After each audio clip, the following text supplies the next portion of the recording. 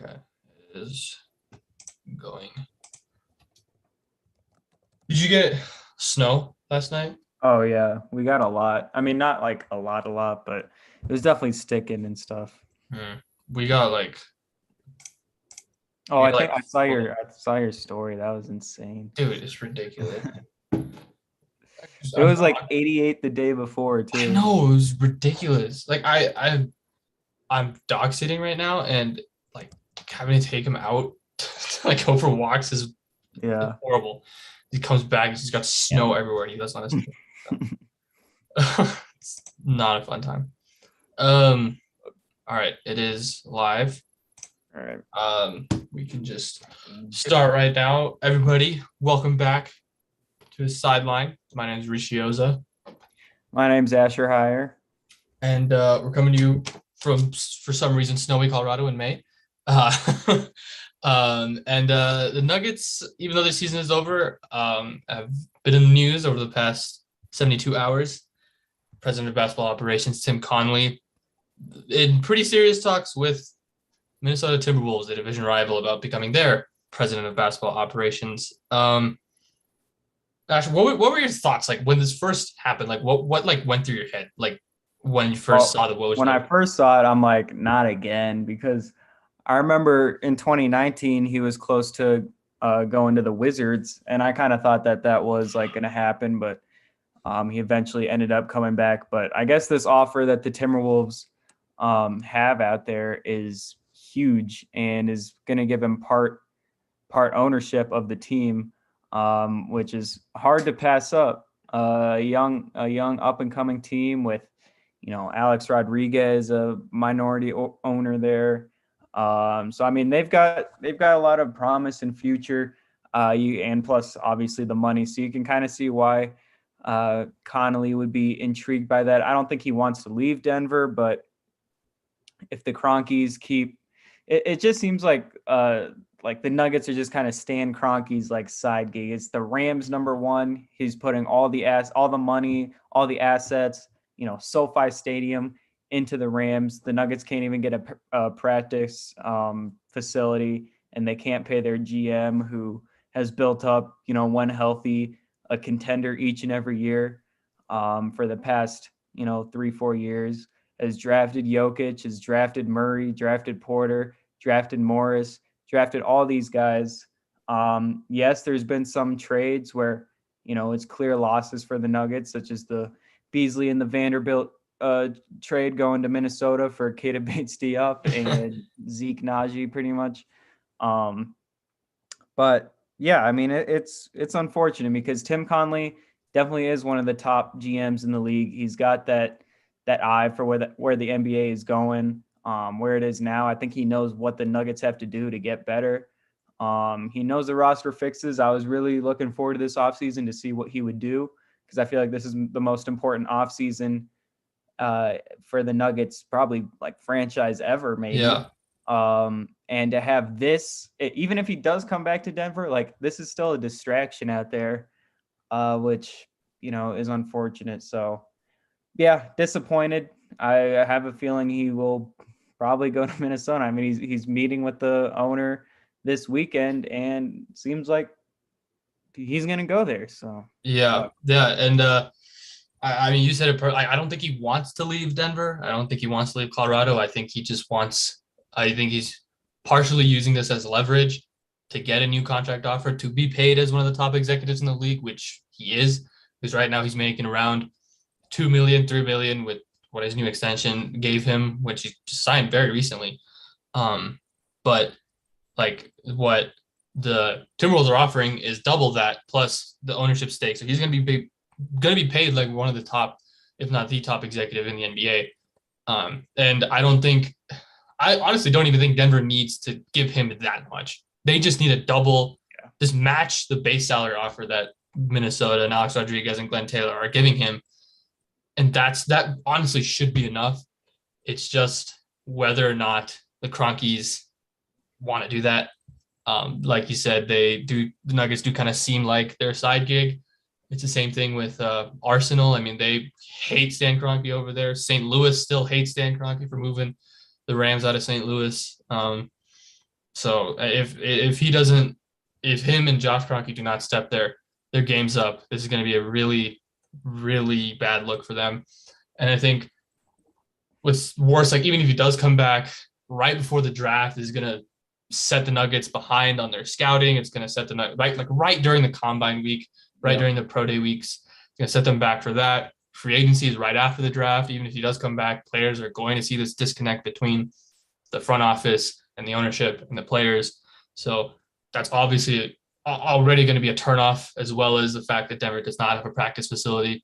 And I think what's really interesting is that, every single team in the Northwest Division, so like at Denver, like at Minnesota, OKC, Portland, and Utah, they're all small market teams. All of them are small market teams.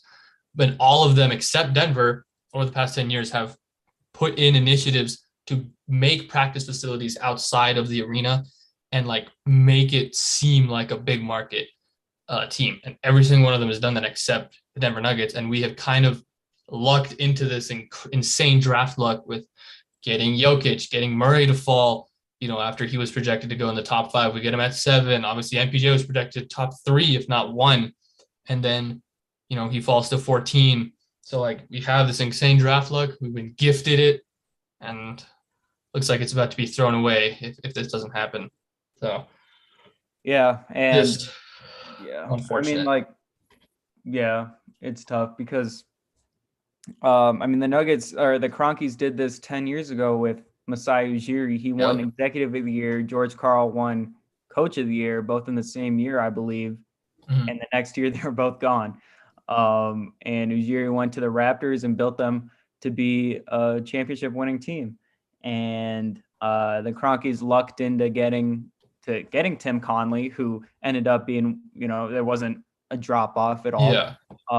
And Connelly did a great job, but you can't just say, like, if the Kroenkes are like, oh, well, we did this 10 years ago, we should just let Connelly walk so we don't have to give him this money, bring Calvin Booth up, and let's hope, he becomes a top executive too. Yeah. But that's just not guaranteed, and that was very lucky a decade ago. And, like, Connelly is just such a players like GM, like everyone loves Tim Connelly. I saw him and Bones go out to dinner before the first Phoenix game when we were in Phoenix. When I saw Bones and got a picture with him, he was with Tim Connelly eating dinner. It was just them two. And yeah, he took Jared Vanderbilt out to dinner the night after he traded him, or the night that he did trade him. Same with Gary Harris, I believe. And everyone loves Tim Connelly. And now, like, you look at Jokic, you look at all the players, it's like, well, this guy that chose us, that believed in us, now he's gone. So there's no one that I, really have like affiliation to in this franchise. Yeah. So why do I have to stay here now? Like, no, if he's gone and he's the guy who wanted me, I don't care. This is just a random team that I ended up on because of this guy who's not on the team anymore. So that sucks. But yeah, it does suck. Connelly has made, like, the fact that there's not a wing on this team, really. Yeah. The fact that Campazzo was still on this team and Davon Reed wasn't called up in the playoffs. Like, yeah, there's been some stuff where Tim Connelly maybe does treat his players, he a little too well. To look at them as assets just a little bit more, even though it's tough to do that. Like, it feels like his personal relationships with players is maybe a little too good, to the point where he's uncomfortable trading assets to bring in better players, or, cutting Campazzo to bring in Davon Reed. So yeah, there's been some mistakes there, but I do think he has a clear vision for what this team needs to do. And losing him in, right after you have a back-to-back MVP, losing him in this great window you have would really suck. Yeah. Then I don't think losing Tim Connelly is, the end of the franchise. I don't think the Nuggets are going to fold completely if he leaves, because you still have all your big guys under contract. Even if Jokic doesn't sign the Supermax, you still have this next year with him. So, like, the big guys are still here. From a basketball standpoint, you're going to be okay. And from a basketball standpoint, you will be able to find somebody who is going to be able to replace Tim Connelly in a sense in terms of who to find. And like honestly, if he leaves, it might not be the worst thing because maybe some guy with fresh eyes comes in and they are able to see something that Tim Connelly wasn't, and they're able to, get the roster to where it needs to be, kind of like a Dwayne Casey, Nick Nurse type of situation. Like obviously getting Kawhi Leonard helps, but or Mark Jackson, Steve Kerr, yeah, Mark Jackson, Steve Kerr, maybe just unlocking something with the roster or unlocking something in a player who you bring in. But I think this shows the fact that the Kroenkes are okay with letting him go to a division rival, and it just shows that they don't really care about keeping the culture that he's built. Like you said, he has a great relationship with Michael Malone. He has a great relationship with Nikola Jokic, great relationship with everybody on the team, everybody he's drafted, and not allowing him to finish what he started would be a huge mistake by the front office. And yeah, like I think it's not guaranteed that if he leaves, Nikola Jokic is going to go somewhere else when his contract is up. It just doesn't guarantee he won't sign this Supermax, but it could be a potential domino effect where you don't really fight to keep this guy, and then who knows what happens. And I think something that's really weird is like every single report that's come out is kind of showing that the Kroenkes are like okay with letting him go and they don't want to pay him, which is really weird because you're going to be okay with paying Jokic to Supermax. Literally 9 months ago, you're okay with paying Michael Porter Jr.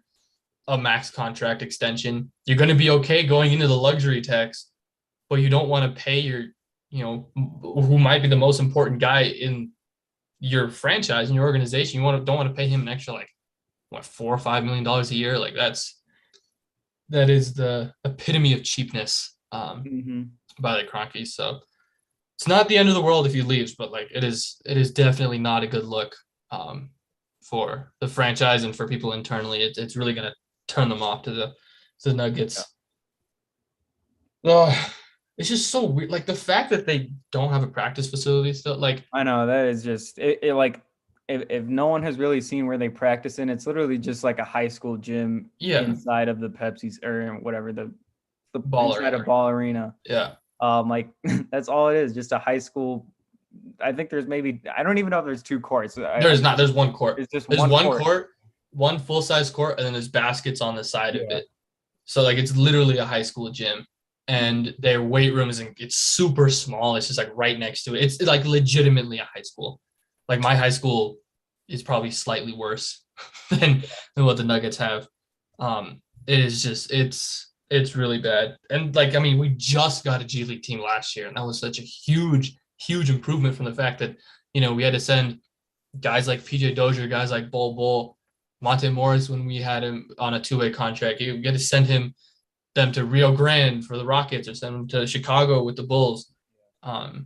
So like the fact that we just got that at least shows a little bit of commitment by the front office or by the ownership group.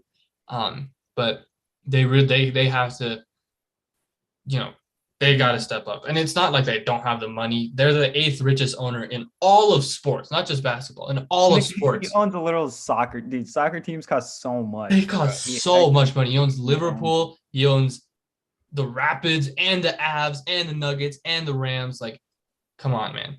Like, come on. Like, just get it together.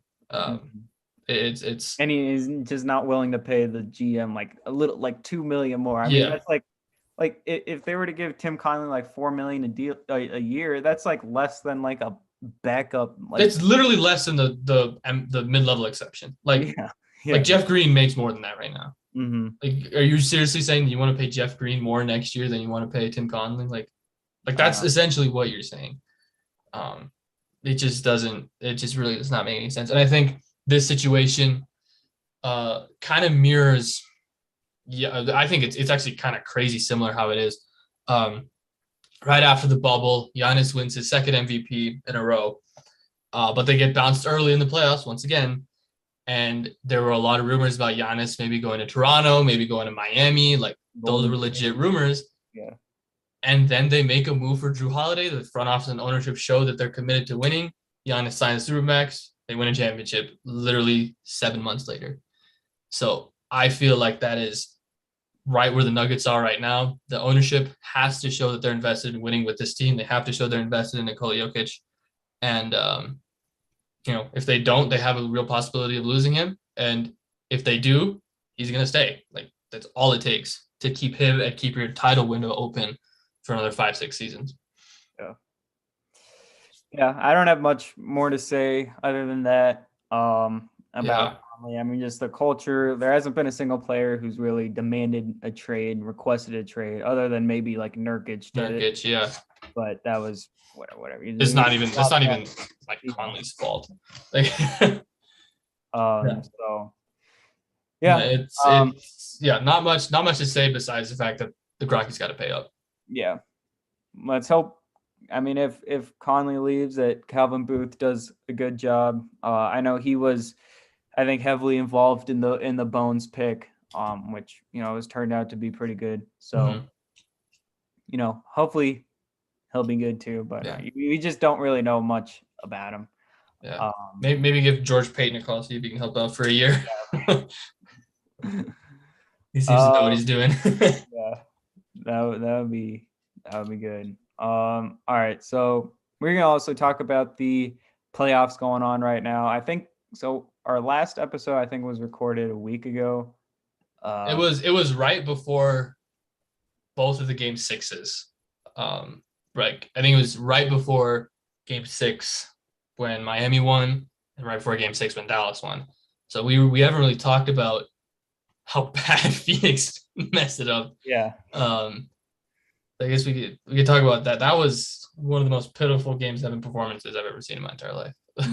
That was awful. Like the Clippers, when they blew a 3-1 lead to the Nuggets, but like that game was relatively close for most of it, and then in the fourth quarter the Nuggets pulled away. This game was not close for a single second. I'm pretty sure the Mavs led wire to wire, and I've never seen a team fold under pressure that much. Like, I've never seen a team just crack. Like, it was unreal. Like, Chris Paul has caught a lot of the slander for it, but like the dude is 37.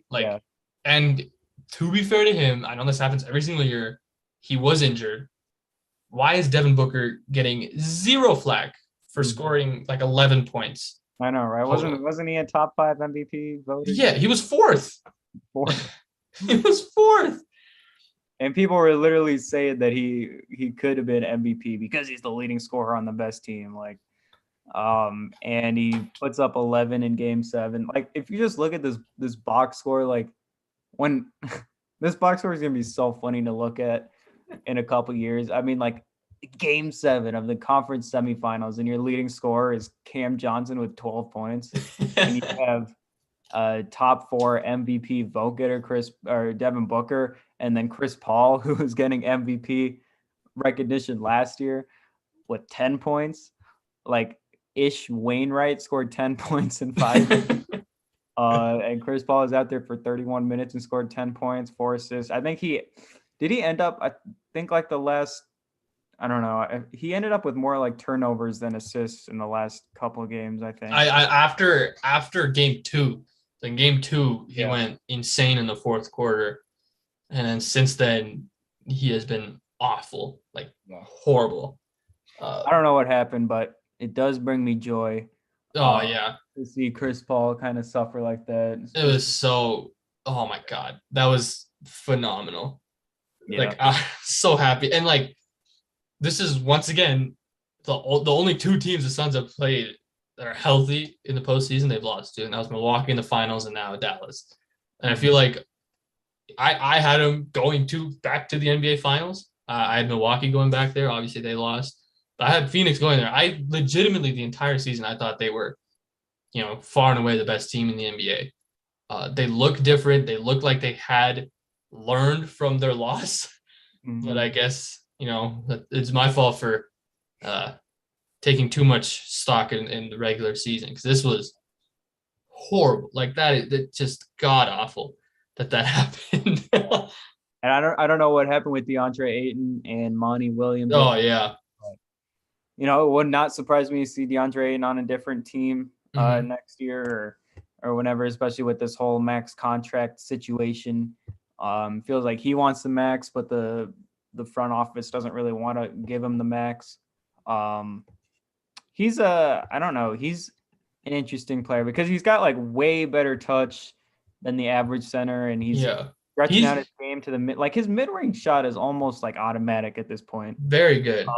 He hasn't really gotten out of that 3-point shot yet, but like his offense, his just feel in his hands and his touch is like really elite. But I don't know. He scored 5 points in Game 7. Yeah. It's so odd because they use him and JaVale McGee and Bismack Biyombo the same way. They don't give DeAndre Ayton extra touches. Mm-hmm. They don't like seek out when he has a mismatch. They don't seek him out a lot. They just like exclusively use him as a lob threat and a roll man instead of giving him, post touches, ISO touches, letting him develop a little more. Because he has incredible touch inside the paint. He has a really good hook shot. He's got really good post moves. His mid range is exceptional. He has all the tools to be a guy who scores 20 plus points a game. But they just don't use him like that. It's very, very weird. So I would not be surprised. I'm actually expecting him to go to another team. Portland is in rumors for him, which would be just hilarious if he went to Portland.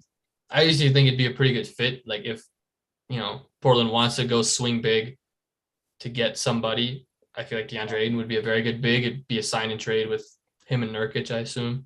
But I feel like that would be a good fit. Detroit is in the running for him.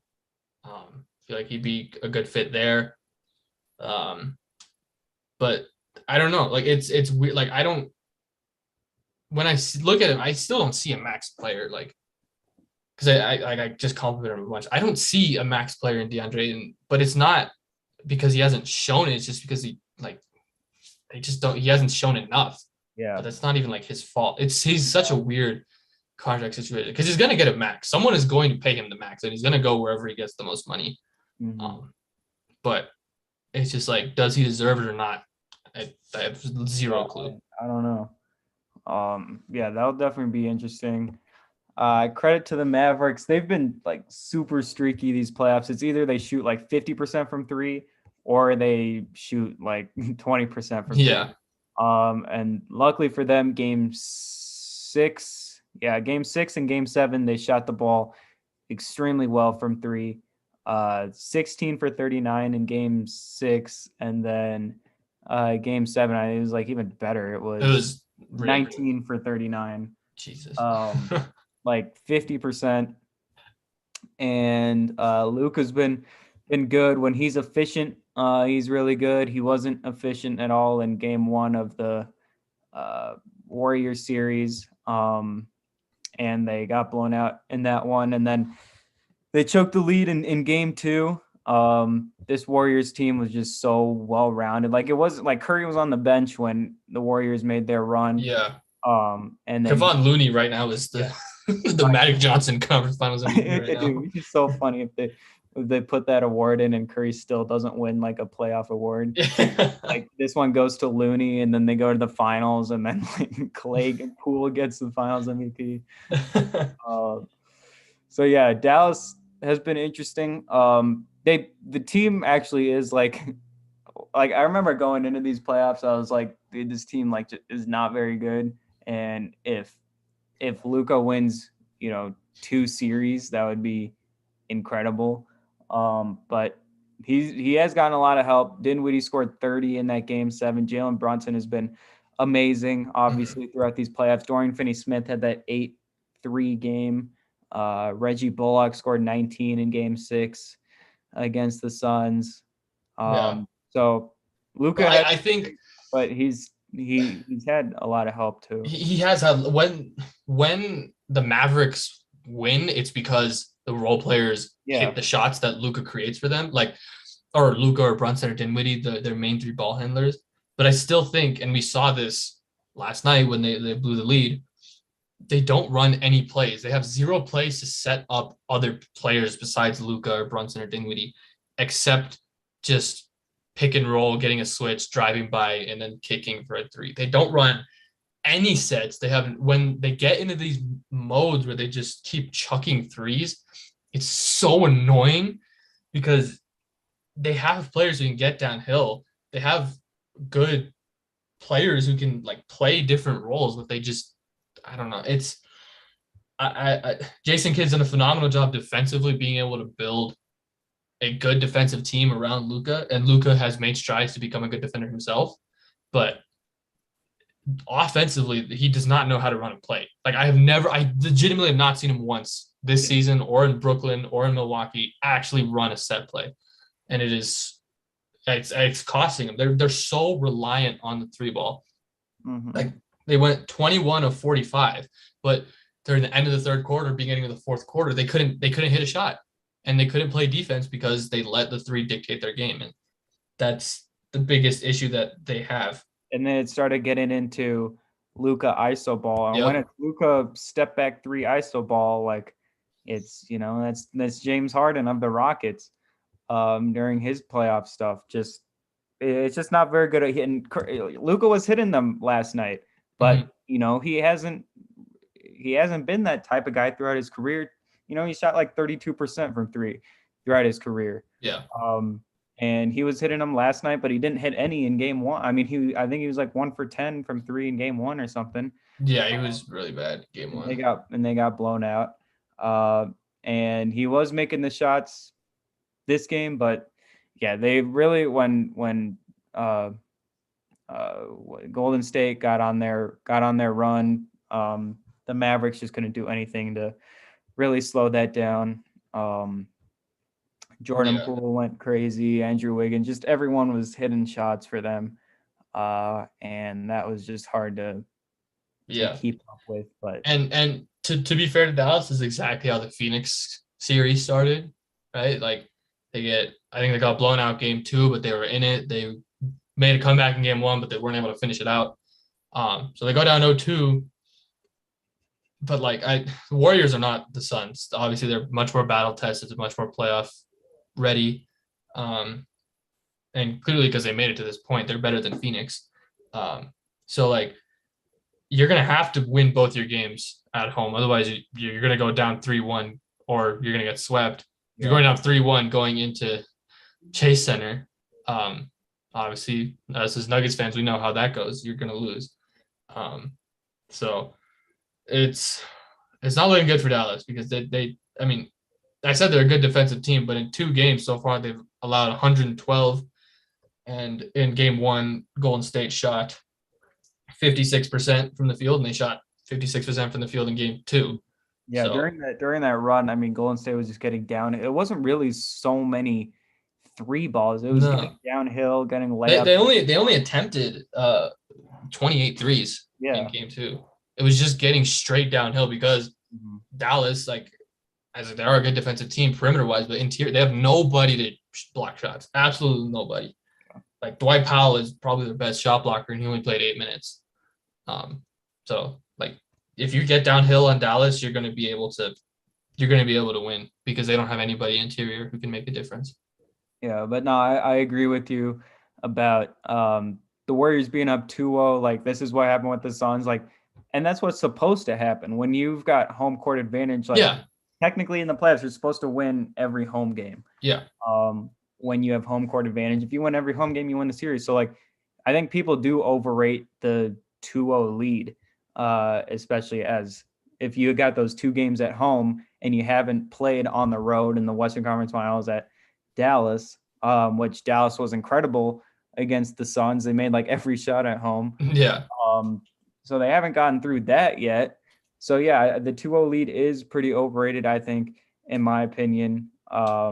And because that's what the team is supposed to do. But yeah, I mean, if Golden State does steal one against Dallas away, then yeah, it's probably wraps. Yeah. But you never know.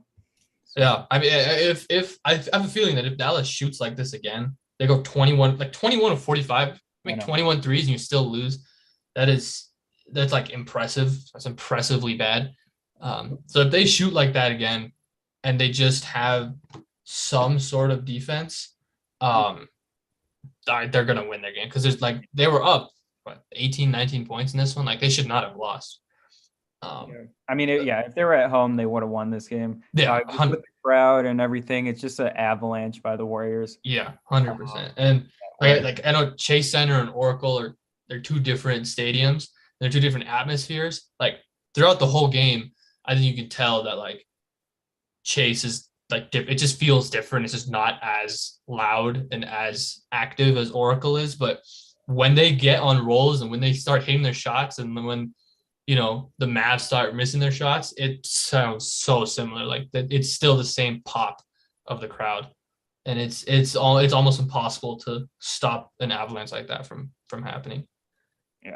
Yeah. I mean, when the Warriors were down, like when it got into like 8, no, Reggie Miller kept. I like had to mute the game because he kept saying, "Oh, you got to get this game into single digits." Like every like 30 seconds, he was talking about single digits. I'm like, dude, shut up.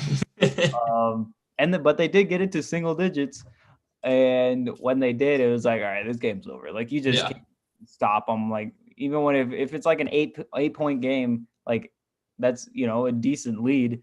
It just did not feel like it was. No, like I vividly remember, like I was like, oh, like these playoffs have been pretty, or not the playoffs, but ever since the second round ended, the conference finals have been very boring. And I was like, and I was just like, I was kind of box watching the score of the Mavs game. And I was like, okay, this is a blowout again. Yeah. And I looked when it was the end of the third quarter and it was 85-83. And I'm like, all right, the Warriors are going to win this. Like, if they come back, it's over. Like you're screwed. Yeah, I guess. And then see what happens. But the eastern side of the bracket, Celtics Heat. Yeah, I mean, like you said it. I mean, this series has been boring. The Heat blew them out in the first game, and then the Celtics blew them out in the second game.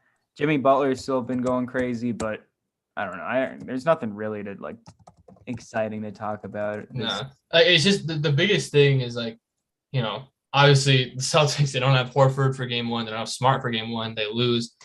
They get both of them back for game two, and both of them play very well, and you win. Marcus Smart is a plus 31. Like you're gonna win. Peyton Pritchard's been really good in this series. Grant Williams has continued to play well. He was a plus 37. Pritchard was a plus 39 in game two. You get Jason Tatum has been efficient ever since game 6 when he just went insane against Milwaukee. He's been very efficient, especially from three. The playmaking is still an issue for him. I think he is turning it over a lot, but Celtics, they only had 9 turnovers total as a team game 2, and in game 1, especially in that third quarter, they were awful. But in game 1, they had 16, and Tatum had 7 of them. So like he has to be more careful with the ball, especially. And I think game 1 was a different type of thing because they didn't have Marcus Smart, so they had 0 point guards out there. But I think with him basically being your secondary ball handler, he's got to be better at taking care of it. Yeah.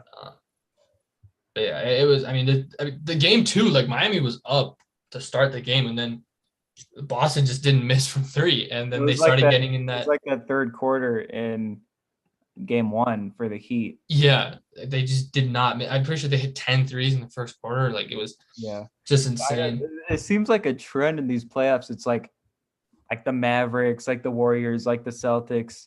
The Heat had a couple of games where they just like don't miss from 3, and it ends up being a blowout. Like you just like 20 for 40 from 3 is what the Celtics hit last game.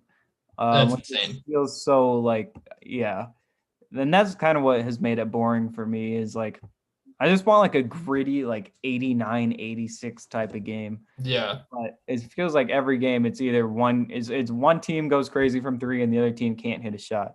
And that's what's been kind of boring. But yeah, I mean, it's only been 2 games in each of the conference finals. So they'll probably pick up soon. I saw Robert Williams is out for tonight's game. Yeah.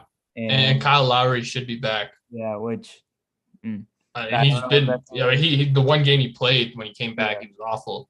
But I do think he helps just getting the team like in like a rhythm, I guess, Hmm. like getting them in an offense because I do think that there's a lot of stress being put on Jimmy Butler to be the main guy because I mean the other backcourt guys, Gabe Vincent, and like he's good, like he's played very well, but they definitely do not trust him enough to be the lead ball handler. So I think getting Kyle Lowry back, even just him being a strict playmaker because he's been horrible scoring the ball in the playoffs, even when he was healthy. Um, so I think just having him back, moving Vincent to the bench. I think they have to shorten the rotation. They're playing 5 guys off the bench, um, which I don't really think is a smart idea in the postseason. So they got to shorten it. Um, but yeah, I think Boston wins. I just think they match up like a lot better. Yeah. I think game one was a bit of a fluke, just considering the fact that they didn't have Horford or Smart. But I think when you look at offensively, I think they have more. Like I think they have the best player in the series in Tatum. They have Brown. They have Smart, who's been good offensively. I mean, he had 12 assists last game. He's been very good playmaking. Grant Williams, Peyton Pritchard, like they have more shooting, they have more scoring, and defensively, they don't have a single negative defender on that entire roster. So uh, you can't attack any of them. I do think Miami probably has the 2 best defenders in Butler and Bam, but after that, it's just all Celtics. Yeah. Nah, you're right. Um, So, yeah, so yeah, I agree. I think the Celtics win the series. I think the Warriors win the series. I think that'll be a really good finals. Yeah. I don't know who wins that finals. I'm like trying to think, but Yeah. I'll give these conference finals their due diligence until to Mm-hmm. really see where these teams are at going in the finals. But yeah, hopefully these playoffs turn out well. Yeah, One I hope thing they end well. yeah, one thing I wanted to say about just the Mavericks thing real quick is like or Luca, I guess. But I've been seeing stuff about like Kawhi Leonard was the guy that didn't allow Luca to go crazy and all that. Like Kawhi was the guy, and they're counting the bubble run, but then they just like Jokic was the one who beat Kawhi. How does Jokic get this like shade, and now all of a sudden Luca's better than Jokic? And The recency forget bias that about, has come from I know, Luka winning that series is insane.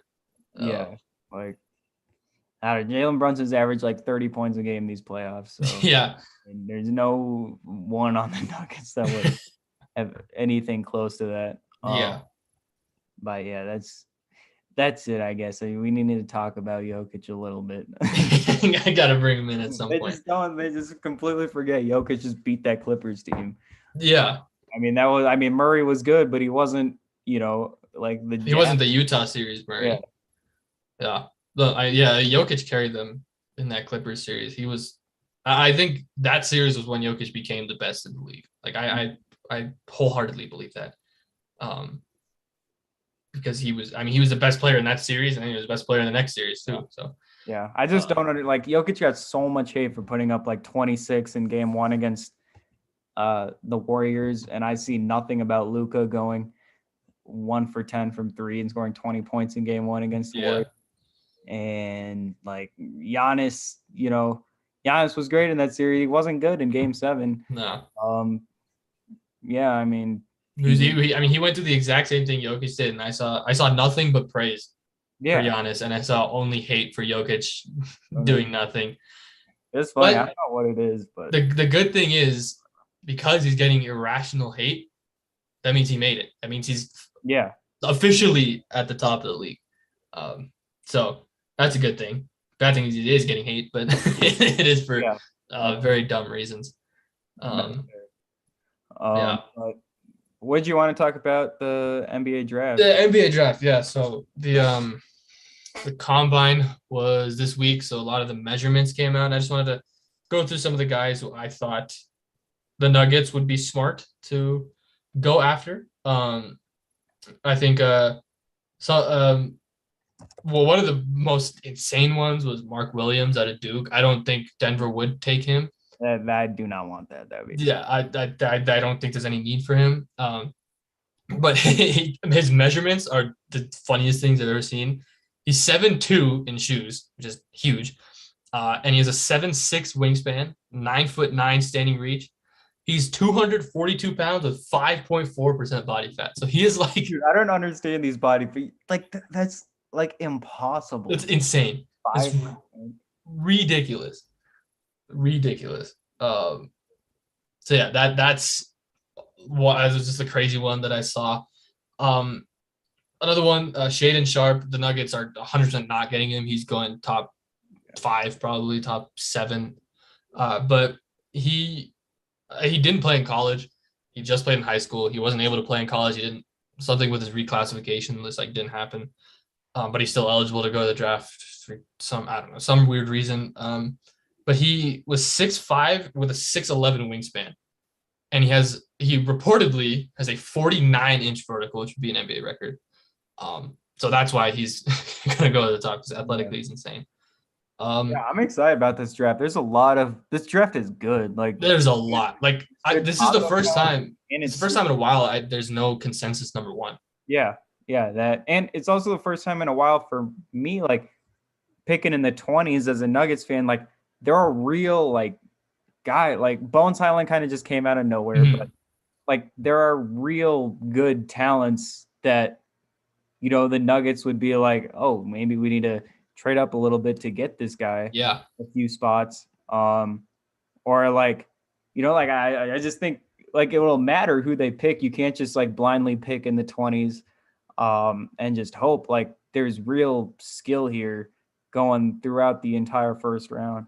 And lots of guys that would fit the Nuggets' need of long wing defenders. Like you got Jeremy Sohan out of Baylor, who I think had a really good combine performance. Yeah. Tari Eason from LSU, Marjan, I think that's how you pronounce it, Beauchamp from G League. All these guys are long. Malachi Branham, who I've talked about, and you sent me that thing. I think he had a 7-foot wingspan. If it wasn't 7 foot, it was 6'11" wingspan. I'm looking at it right now, 6'10". Okay, 6'10". 6'10", but for a 6'5" guy, yeah, very, very good. Ochai Agbaji out of Kansas, Benedict Mathurin. Like some of these guys could fall too. I mean, Johnny Davis, could he fall? Yeah, he visited with Nuggets. Malachi Branham visited with Nuggets and Johnny Davis. We so very shocked if Johnny Davis fell. But he's like kind of exactly what Denver needs. But there's a lot of guys like him this Ousmane Dieng guy, or Jeng, really he entices me too. Yeah, he had a really, really good combine showing. A lot of guys improved their stocks a lot. I remember in a mock draft probably like a month or so ago, we were mocked to pick Dyson Daniels. I doubt he's there. He's a guy from the G League Ignite. He's from Australia, but he would be like the prototypical guy that Denver would take. 6'7" with a 6'10" wingspan, like prototypical wing. Not very good offensively, but defensively he's very good. He's a really good playmaker. Marjan Beauchamp, who you mentioned, I think he would be my top guy, I think the top guy who would likely be available at that pick. 6'5" with a 7, or no, wait, that's the wrong guy. Hold on, where is he? 6'6" with a 7 wingspan, 8'10" standing reach, 5.3% body fat, which is just insane once again. But he's very, like, that is exactly what you need. He's an explosive athlete. I think that's exactly what Denver needs. And there's a lot of guys like that. I think Jalen Williams from Santa Clara. There's like 3 Jalen Williams in this draft. It's kind of weird. But Jalen Williams from Santa Clara, not Arkansas. He's one of the most enticing guys that I've seen. 6'5" in shoes, 7'2" wingspan. And in the combine, he played really, really well. He has a really good shot IQ. I saw the game that he played. He had like 19 points on 7 of 9 shooting. Only less than 40% of his attempts in college were contested. So he does not really take contested shots, which is a good thing. Really talented shot maker, shot 40% from 3, 81% from the free throw line. he's better driving left than driving right, actually, which I thought was interesting. And defensively, his numbers don't really show that he's good, but I feel like if you're 6'5" with a 7'2" wingspan, you get some NBA training, you're going to be a good defender. Yeah. So, Yeah, I agree. And there's even Wendell Moore out there who's yep. good. Mm-hmm. Both the Baylor guys, Jaren, I think it's Sohan is how you pronounce It's Sohan. Yeah, I think that's how you say it. it, and Kendall Brown. Mm-hmm. Yeah, Wendell Moore, I would like. I don't really know why Wendell Moore isn't getting more hype. Like, I mean, he almost averaged like a triple double in college. He's very good. He was making 40% of his threes on the season. Mm-hmm. And he's an elite defender, like really, really elite. Yeah. Defense, 6'6", and can handle the ball. It can handle the ball. And then there's who else was I going to point out? I mean, Trevor Keels too. I don't really know about like I don't know. I wouldn't pick Trevor Keels.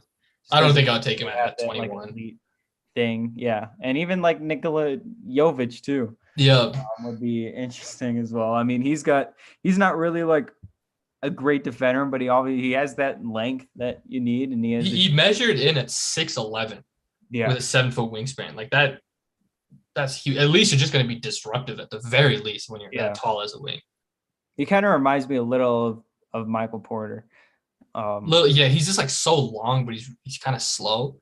But, but the shooting too is kind of, I feel like could be Michael. Not really, because Michael Porter is like the most efficient player ever. But you know, his shooting is good too. So he started off the year awful, but he ended very, very well. He ended shooting 36% on 6 attempts, which is pretty good. But yeah, the problem is just defensively. He's not that athletic, not that explosive. But he would be very interesting. Be hilarious to get him and Jokic on the same team. They play for the same. Both from Serbia. They play for the same Eurobasket team. Both played for Mega, and obviously their names. You mentioned Wendell Moore. I really like Wendell Moore. One of the best things about him is that he's excellent in transition. I'm looking at this now. It says almost 25% of his total points this season have come on the fast break. And, you know, like college just typically is faster than NBA, especially a team like Duke. But I think that would help Denver a lot, getting a guy who's really good in transition. Him and Bones would be the only two guys who play in transition. Mm-hmm. And I think that's something Denver desperately needs, like just getting easy baskets, getting out in transition would help them a lot. Yeah. So I think he's really good. Like you mentioned, he's an elite defender. That was his calling card. And shot 40% from three. He's explosive athletically. I'll chill with the triple double talk. I guess he averaged 13, 5, and 5, but I do remember him getting a triple double, I think, at one point. I don't know why, I don't know if it's because he's a junior that no one's really talking about him. But probably. He's only 20 years old. Like, he's a super young junior. It's very weird. The NBA GMs, I don't understand why, but they hate going after like juniors and seniors. It makes zero sense. Like when you look at juniors and seniors who are taken in the first round, they're almost always extremely impactful. Like Monte Morris, he was a senior. You look at Josh Hart, he was a senior. Like there are these, you can get good players with good value with when you take them. I think Mikal Bridges was probably Mikal Bridges was a senior. I know he won 2 chips at Villanova, so he was a senior. Very weird. Another guy who's going to be there for the Nuggets, who's not a senior, or I think he's a junior, Christian Brown. He had a really good combine showing, very good all around. He had I think his stats were 6 points, 7 rebounds, 6 assists, and 4 steals or something. We talked about him a little bit. Something that's a little concerning is he doesn't have a long wingspan. He's 6'7" with a 6'6" wingspan. But that's not, you don't have to have a long wingspan to be good at defense. It's just helpful, but he is a good defender regardless of that. And normally shorter arms means that you're good at shooting. And that's the case with guys like Desmond Bane. Like Desmond Bane has T-Rex arms, but he's a lights out shooter and he's a good defender. So, but I think Christian Brown would be really good. He's incredibly athletic. He definitely has the NBA build. He had to play in transition in one of the scrimmages where he took, he was in transition and he took off for a dunk, and it was one of the more explosive plays that you saw out there. So really, really good. I really like him. But there's a lot of guys that Denver could take. Like there's so many guys Denver could take at this pick. And regardless of if Tim Connelly is there or not, I think the rest of the front office knows that a wing has to be the pick. I've seen multiple mock drafts mocking EJ Liddell to the Nuggets. I don't know why. I really don't know why we would do that. He's a good player, and he honestly is a little undersized for a power forward. He's like 6'8" ish, but he's not the type of player that Denver needs, like at all. So I mean, watching him, like, yeah, I like EJ Liddell. I'll watch like almost every single game, but he's definitely not the defender. I don't know what his wingspan is, but it's not very long, I don't think. But yeah, he's more of just a spot up, like it's almost like Karl Malone, like his role in college, and I don't think that's what the Nuggets like need, is just a spot up mid-range post guy. Yeah, I'm looking at it right now. He measured it at 6'7", so like wing size, but he's 243 pounds, which is power forward size, and he has basically a 7-foot wingspan. Okay. So like he has the ability to do that, but he would have to trim down significantly to be able to play the three. I think he led the Big Ten in blocks, if I'm remembering. Maybe just led Ohio State in blocks, but he was blocking a lot of shots, but the perimeter defense definitely is not there. So I don't know why go with him. I feel like guys like all the other guys, I feel like do have more like potential, I guess, to be a better defender and just would fit on this team. Like EJ Liddell, like he's not just going to spot up for three. And I feel like those are the guys we kind of need. It's just guys who can knock down threes. And Liddell's not the most consistent 3-point shooter at all. I mean, he's an interesting player. I just don't think it fits with the Nuggets. Yeah. If we're going to take a guy from Ohio State, I feel like it would be Malachi Branham. Yeah. When you just look at his base stats, they're very, very good. And like in terms of his offensive ability, he shot 42% from three, and he was a freshman. So that is very, very good. It seems like it could translate. 83% from the free throw line. Didn't have a difference when driving right or left. And very low foul guy. He only fouled on 7% of his drives, and he had a 60% contest rate. Very, very good. Honestly, as long as we just get a defender, that's all I care about. That's really all I care about. And because when you look at free agency, Denver's not going to go big and swing for a guy like Zach LaVine. They're not going to swing for Kyrie Irving if he declines his player option like that. They're not going to go after people like that. They're going to go after PJ Dozier, Gary Harris, Bruce Brown, like perimeter low cost guys. And PJ Dozier is pretty much a lock to come back. Well, who knows if Tim Connelly leaves at this point. But guys like that, and I think adding, because you're not going to get multiple in free agency, you're probably only going to get one. Adding another one in the draft would be really, really helpful. So, yeah, draft is still a ways away. It's just over a month, but just thought with the combine might as well talk about it a little bit. Seeing the Nuggets do have their pick, depending on what they do with it. They could trade it, honestly. Like I wouldn't be surprised if they do trade it for somebody more impactful. So, but yeah, I think that's going to be it for this one. Game 3, Heat Celtics is tonight. So we'll see what happens with that. The Rockies had a doubleheader. They lost the first one. Germán Marquez looks like really bad. It's concerning. He has the highest ERA in the majors right now. Is he really? Yeah, it's up to like 6.14. Yeah. It's awful. Yeah, his fastball command is not good. But no, it's middle every single fastball. Yeah. It's really bad. And I'm like, dude, God, he was throwing like 97 early on, 98 early on in his career, and that's dropped to 93, 94. Yeah.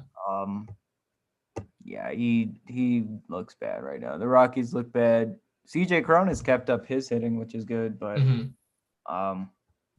Chris Bryant came back. He got a hit on I don't think it's a coincidence that the Rockies started sucking once he got hurt. He is a big part of the lineup, but the Mets are also good. So I don't think taking away something from one game from this is gonna do anything. The Avs play here too, 40 minutes. Big game. Game 3 at St. Louis. I'm just hoping like the Avs just have been choking these past few years, especially I think in the second round. And I just hope this is not the same. Just gotta get one. Just get one in St. Louis and you'll be fine. And then it's a best of 3 with 2 home games, so you'll be fine. But it's concerning because they dominated game 1, like they completely dominated game 1, but they didn't get anything. Like their goal scorers were Valentushkin, who's been very good this season, but then you get Sam Girard, who's not a goal scorer, and Josh Manson, who's not a goal scorer. Those are your 3 guys who scored. And you didn't get a single point from McKinnon, Makar, Landeskog, and Rantanen. So those guys have to be the guys to step up in this game. Rantanen has been invisible the entire playoffs. Makar and McKinnon haven't done anything over the first 2 games. So just got to get them going. If you get them going, you're going to win. But that's just the concerning part. Yeah. St. Louis is good. Like Nashville was bad, like really bad.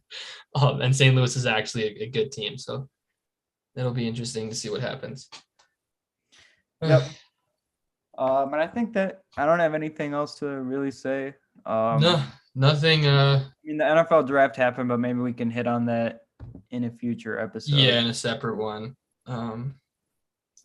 Ryan Blackburn tweeted, "Change is afoot." That is it. So, Tim Connelly is gone. I have a very sneaky suspicion that he is not coming back. Change is afoot. All right. Well, we'll see. Calvin Booth, can he nail his draft like Tim Connelly has been? We'll see. See what happens. But not a good feeling. Don't really have a good feeling about this. It's gonna do it. We'll see if we do a stream or an episode when stuff happens. Probably just weekly. When things happen, we will talk about it. So, see ya, I guess.